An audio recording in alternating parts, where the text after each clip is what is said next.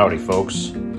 Today I'm canning some boneless chicken thighs. I already boiled my jars for 15 minutes to sterilize them. Now I'm going to throw some vinegar inside my water here.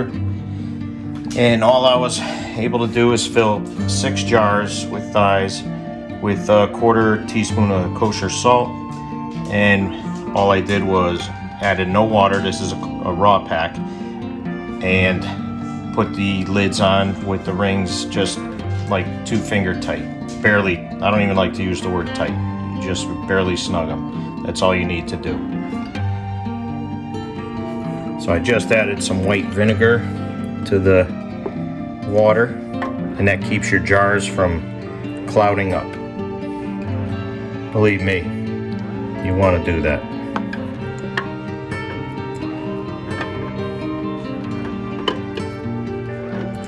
So I only had enough thighs for 6 quarts.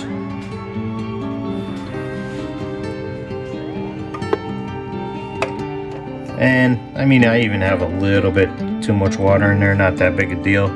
I usually have a little bit less, but I added some cool water just so my jars don't break.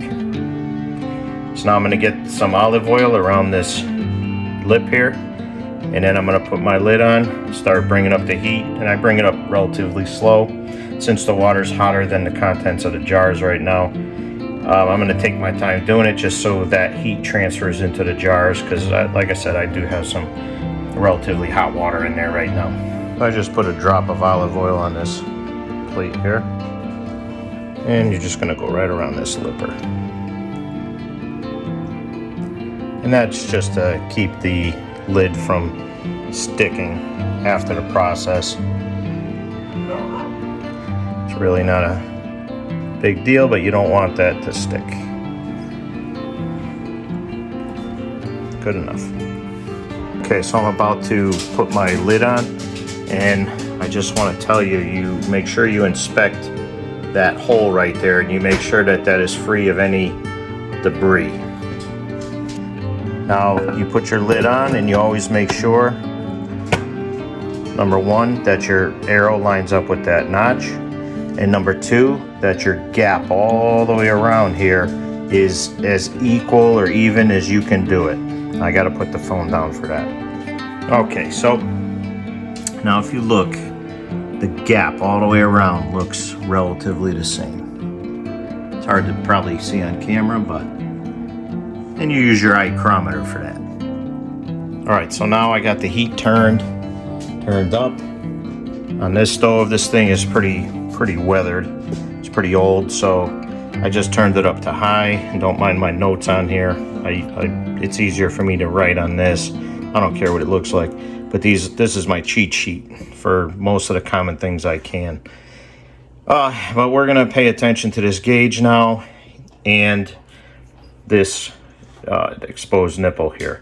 So as the temperature rises inside here, you're gonna start developing boiling water, which develops steam. The steam will exit out of this port, and you want to run a timer for 10 minutes. You want steady steam coming out of here for 10 minutes. So also at this stage, you do not want to walk away from this. You want to monitor this so you don't end up with some kind of problem. So one of the goals here is to get the contents of the jars to the same temperature as the surrounding environment, which is water and steam. So you don't want to bring the temperature up too fast. So some of you that have gas stoves and electric stove that's not this weathered, this beat up, this thing doesn't get as hot as it used to, but it brings up the temperature a lot slower than the newer stoves. So that's a good thing in a way, but it also adds time to my canning process. All right, so now you can hear and I can feel steady steam coming out of here. Can't see it just yet.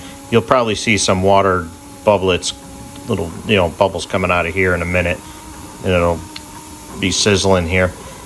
But you can hear it. So I'm going to go ahead and set my timer. Get it started. 10 minutes.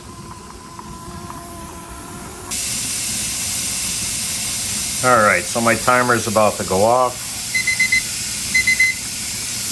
So now you can really hear that steam coming out now, and you can see where our temperature is. It's a little less than 5 pounds pressure. It's probably, I don't know, 210 or something like that. So now we are going to take our weight, and I hope you can see that little pen there, and we're just going to put this on, just like that. So now that we stop the hissing, you can hear the contents boiling inside. So we're going to pay attention to our gauge now. And the gauge isn't going to be 100% accurate, and that's just the way it is. But you're going to know that you're at 10 pounds of pressure when this starts to gyrate, sizzle, or leak out. You're going to hear it spitting like you'll see that momentarily. You can see a little bit of residual steam recondensating into water and just boiling on the top of the hot pressure canner. That's normal. So we're getting closer to, we're between 5 and 10 psi on the gauge. And again, I have not walked away from this until yet, since I started this process, since the stove went on. Now, as we near the 10 psi, gets a little bit closer, I'm going to start backing down my temperature setting on the stove. So now we're getting closer to the 10 psi. On this gauge and this canner, the needle, I believe, is going to go just a little bit past the 10, which is going to start the pressure release on the vent. So we're just about to hit 10 psi. I'm going to back off a little bit more here. So it's just hitting 240 degrees, 10 psi. You're going to hear this start to spit. And we want it to spit for a few seconds, then stop, build up pressure again, spit again, then stop, and you want it to cycle like that every 15 seconds or so, approximately. So you can see my gauge is slightly going past the 10, so this is going to start spitting any second now. My timer is set to 90 minutes, hour and a half, but I'm not going to start the timer until I get to the proper temperature. This is the American canner. I prefer this canner over the other companies because there's no rubber gasket here. This is aluminum on aluminum. In the event of an apocalypse, or I might have to can for a while over propane. I might even have to can over fire at some point down the road. I don't want to have to be worrying about a rubber gasket here. Okay, here we go. So at this point, I can pretty much start my timer, which you just heard. I'm still going to make micro adjustments on this temperature, which I didn't touch it yet.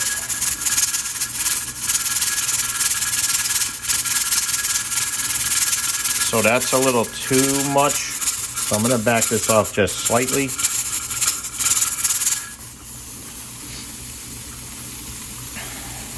And again, this is normal. So you want that to cycle every 10 or 15 seconds or so.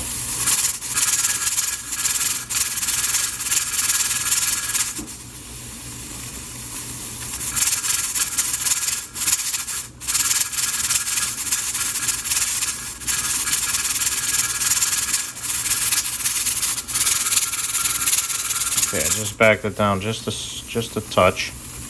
And while I'm feathering this, I want to talk about the jars. So I was only able to do 6 jars. I didn't have enough chicken for all of them.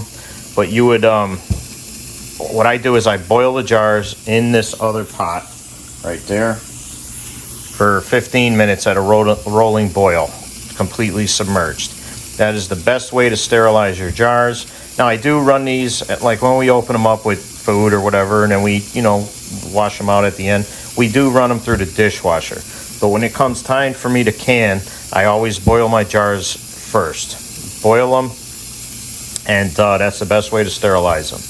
So now you fill your jar with the contents. In this case, I'll show you the picture, but I just put 3 boneless chicken thighs in each one.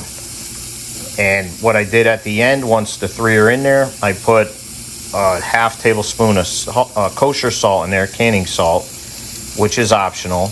And then I took a clean paper towel with water, hot water. You could use vinegar, and I just run it around the lip here, the edge, best I could. That's just to get rid of any fats or anything that might be on there that could cause a leakage with your rubber lid. But I've never had a problem doing it the way I do it, and that's that. I gotta get this thing cycling a little bit more.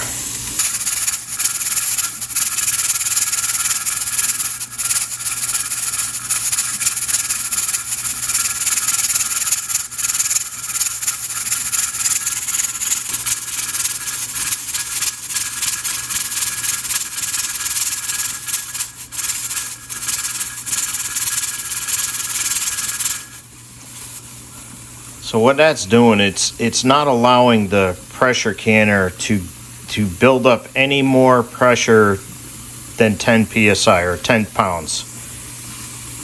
If you were to take this weight off and block that up with anything, just block it up with something, glue or something, this thing will build up pressure, and eventually there's a little black relief here that would blow before this canner would explode. It's a rubber plug. So this is cycling pretty good right now. My stove is pretty tired, so it is struggling to maintain the temperature, but it's doing it. It'll be all right. We have 83 minutes left on the timer. I just got to monitor it the whole time just in case something happens. So I just want to add that once you get this thing set to temperature and the cycle is right, you don't have to set it again. You don't have to mess with it. Just monitor it and make sure it's staying steady. Okay, so my timer just went off, and all I did was shut the burner off right now. And I'm just going to let this sit here until this pressure exhausts. Do not try and take this off right now, because what's going to happen is you're going to create a suction, and it's going to draw all of the contents out of your jar, and it's going to make a mess. It's going to exit the jar between the lid and the glass itself. So just leave it sit, let it depressurize on its own, and then you could take that off. All right, so this has been sitting for several hours. I'm just going to see if there's any more pressure in here. All right, very little. It's still, oh, it's a little tight. So I'm doing this with one hand.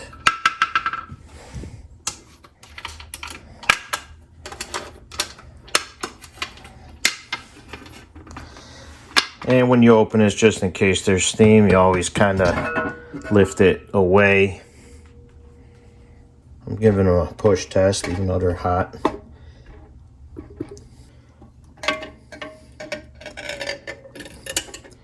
Now you notice they're full of water, okay?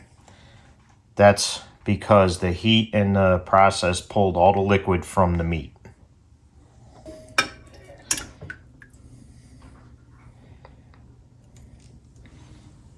It's still boiling. Contents are still hot.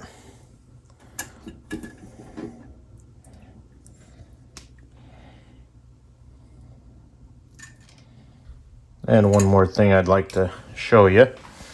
Now, see these rings, how loose? Look at that. See that?